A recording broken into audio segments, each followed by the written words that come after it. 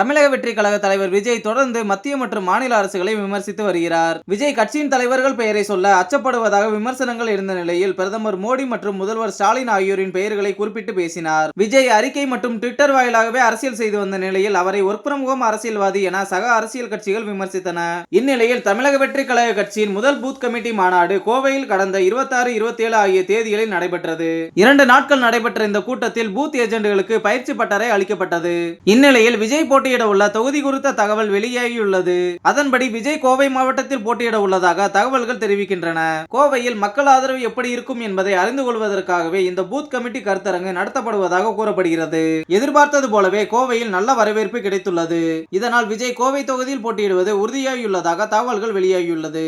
அதே நேரத்தில் சட்டமன்ற தேர்தலுக்கு இன்னும் 10 மாதங்களுக்கு மேல் உள்ள நிலையில் மற்ற தொகுதிகளிலும் விஜய்க்கான வரவேற்பு எப்படி உள்ளது என்பதை பொறுத்தே முடிவு செய்யப்படும் என கட்சி வட்டாரங்கள் தெரிவிக்கின்றன.